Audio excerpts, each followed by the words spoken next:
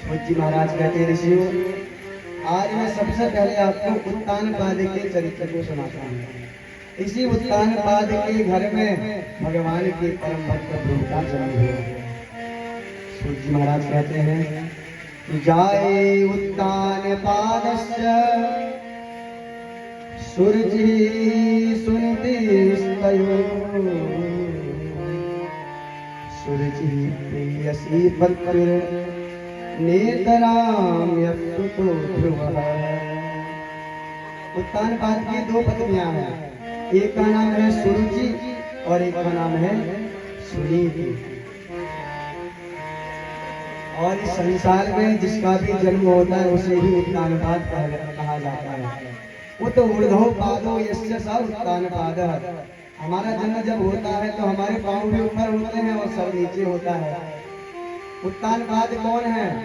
जिसका पांव ऊपर है और सर नीचे। और उत्तानपाद की दो पत्नियां हैं, सुरुचि और सुनीति। हम सबकी भी दो पत्नियां हैं। एक है सुरुचि, जो हमारे मन में आता है उसे कर देते हैं, वो है सुरुचि। और दूसरी है सुनीति, जो काम हम सोच विचार के करते हैं, शास्त्र मर्यादित ढंग से करते हैं, उसे कहते हैं सुनीति। और जो सुनीति के अनुसार चलता है उसके घर ध्रुव जन्म लेते हैं, और जो सुरुचि के अनुसार चलता है उसके घर जो बालक जन्म लेता है उसका अंत हो जाता है। कहने का तात्पर्य है, अपनी रुचि के अनुसार मत कीजिए कार्य, अपनी नीति के अनुसार जो शास्त्र सम्मत कार्य है उसी को करना चाहिए।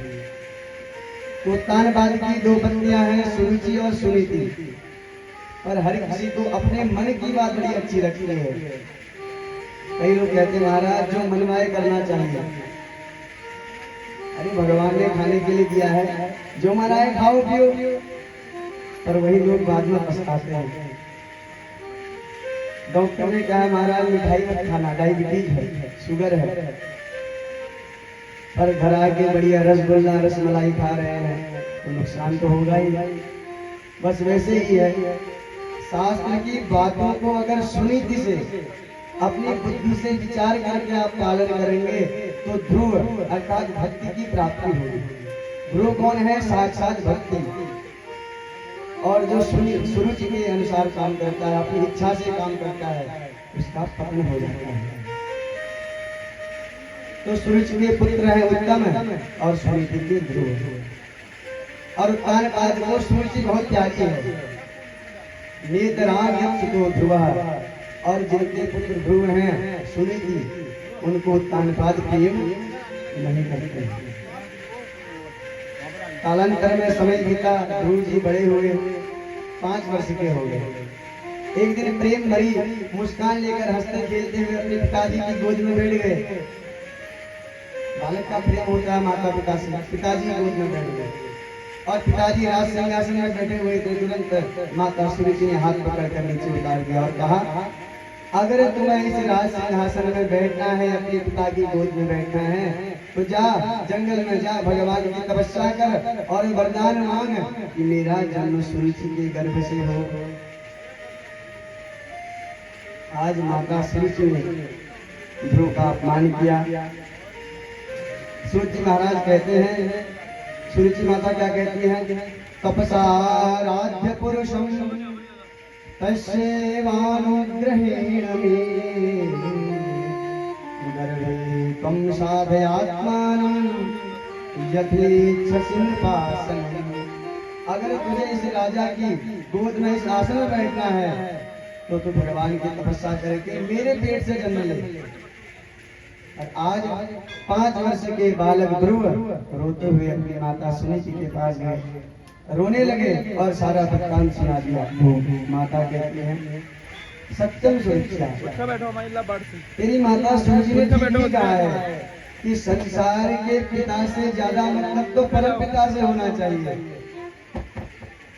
और पुत्र, तुम्हें अगर परम पिता की प्राप्ति हो जाएगी फिर तुम्हें संसार के पिता की भी आवश्यकता नहीं होगी, न संसार के राज सिंहासन की, न वैभव की, न संपदा की। और आज माता के इन वचनों को मन में धारण करके 5 वर्ष के ध्रुव उस राजपाट को छोड़कर, उस महलों को छोड़कर, सारी सुख सुविधा का त्याग करके भगवान की प्राप्ति के लिए जंगल में चले गए। ध्रुव जी अकेले जंगल में जा रहे हैं। जब ये दृश्य नारद जी महाराज ने देखा, आश्चर्यचकित हो गए। और नारद जी महाराज कहते हैं, अहो तेज क्षत्रियाणाम मानभंगम मनुष्यताम। अरे देखो ये क्षत्रिय वाले का तेज, जो क्षत्रिय का बालक होता है, ठाकुर का जो पुत्र होता है, उसमें अपने आप हिम्मत होती है, सामर्थ्य होती है, निर्भयता होती है। तो नारद जी कह रहे हैं, देखो इस 5 वर्ष के बालक को इसकी माता ने इसे अपमानित कर दिया और आज उसी से कोटित होकर जंगल में जा रहा है भगवान की तपस्या करने के लिए। धन्य है ऐसे क्षत्रिय। और आज नारद जी महाराज परीक्षा लेने के लिए ध्रुव के पास आए। कहा, पुत्र तुम कहाँ जा रहे हो? तो ध्रुव जी बोले, नारद जी मैं भगवान की प्राप्ति के लिए जंगल में जा रहा हूँ। नारद जी ने कहा, भगवान की प्राप्ति के लिए? बेटा तुम्हारी उम्र तो भी खेलने कूदने की है, जाओ घर खेलो कूदो, सुंदर सुंदर व्यंजन खाओ, अपने मित्रों के साथ टहलो, घूमो फिरो। कहाँ जंगल में तुम जा रहे हो? अरे वहां तो बड़े बड़े हिंसक जानवर होते हैं। अगर घर में कोई छोटा बालक कुछ शैतानी करे, माताएं क्या कहती हैं? अंधेरे में बाहर मत जाना, बाघ आ जाएगा या भूत आ जाएगा, तो डराती है। नारद जी भी डरा रहे हैं कि जंगल में तो विशालकाय जानवर रहते हैं, हाथी, शेर, भालू वाली हिंसक जीव रहते हैं। अगर तुम जाओगे तो तुम्हें वो खा जाएंगे, तुम्हें भगवत प्राप्ति नहीं होगी। तुम्हारी रक्षा कौन करेगा वहाँ? तुम क्या खाओगे, क्या पियोगे, कहाँ रहोगे? तो आज ध्रुव जी महाराज सुंदर उत्तर देते हैं। ध्रुव जी महाराज कहते हैं, नारद जी जो भगवान सारे संसार का पालन करते हैं, ये न शुक्ली कृता हंसा शुकाश्च हरिणी कृता मयूराश्च कृतायेन समय वृत्तिम विधास्यति। नारद जी, जिन भगवान ने हंस को श्वेत बना दिया, सफेद बना दिया, ये न शुक्ली कृता हंसा शुकाश्च हरिणी कृता, और जिन भगवान ने तोते को हरा रंग दिया, और मयूराश्च कृतायेन, मोर में अनेक रंग भर दिए भगवान ने, वही भगवान मेरी रक्षा करेंगे। बस यही विश्वास जब भक्त के हृदय में होता है, तब ही भगवत प्राप्ति होती है। बोले राधे राधे, जोर से राधे राधे, राधे राधे। जब ये भाव हमारे मन में आएगा तभी भगवत प्राप्ति होगी। अर्थात जो भगवान सारे संसार को चलाते हैं, क्या वो मेरा पालन नहीं कर सकते? आज इसी भाव के साथ नारद जी को उत्तर दिया। नारद जी ध्रुव का सुंदर उत्तर सुन के प्रसन्न हो गए। बोले, बेटा ध्रुव, मैं तुम्हें गुरु मंत्र देता हूँ, इस मंत्र का जप करो, जाओ मथुरा में मधुबन नाम का एक स्थान है, वहां जाकर भगवान की तपस्या करो। और आज द्वादशाक्षर मंत्र का उपदेश देख के नारद जी अंतर्धान हो गए। और मथुरा में अभी भी यमुना तट पर ध्रुव टीला एक जगह है, जहाँ पर ध्रुव जी महाराज ने तपस्या की। और ध्रुव जी महाराज वन से होते हुए वृंदावन मथुरा में आए, यमुना जी के पावन पुलिन पर बैठकर भगवान का जप करने लगे, उनका ध्यान करने लगे। और कैसे कर रहे हैं? त्रिरात्रांते त्रिरात्रांते कपित्थ बदरासनः।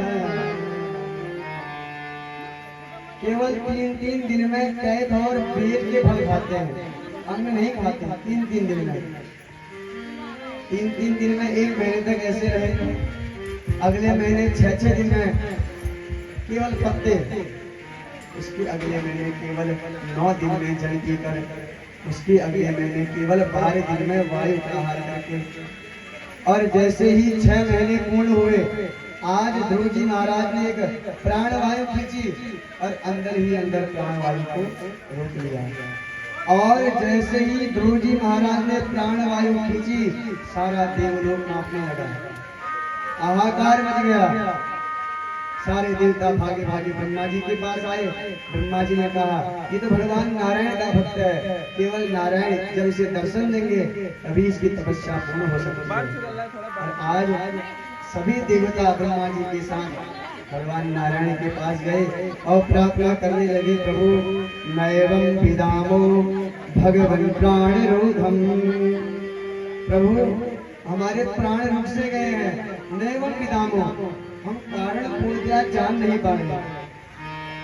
अब भगवान कहते हैं, देवताओं जिस कारण तुम्हारी प्राणवायु रुक गई है, सारा देवलोक कांप गया है, उसका केवल एक ही कारण है, जो मेरा भक्त ध्रुव तपस्या कर रहा है, उसी की तपस्या के फलस्वरूप आज ये स्थिति आई है। आज भगवान नारायण इस प्रकार देवताओं को समझा बुझाकर गरुड़ पे विराजमान हुए और भक्त तो भगवान के दर्शन के लिए जाता है, पर आज स्वयं भगवान अपने भक्त के दर्शन के लिए जाएंगे। एक बार प्रेम से बोलिए राधे राधे। क्या सौभाग्य है उस भक्त का, साक्षात भगवान दर्शन देने जा रहे हैं।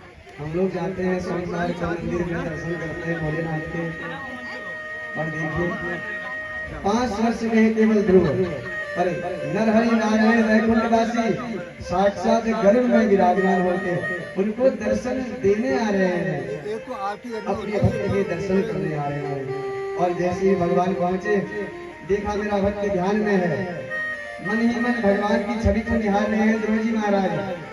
तुरंत भगवान ने अपना स्वरूप अंतर ध्यान किया अंतर से, और जैसे ही ध्रुव जी महाराज के नेत्र खुले, जो छवि अपने हृदय में देख रहे थे, वही छवि अपने सामने देख रहे हैं। बोले भक्त भगवान की जय।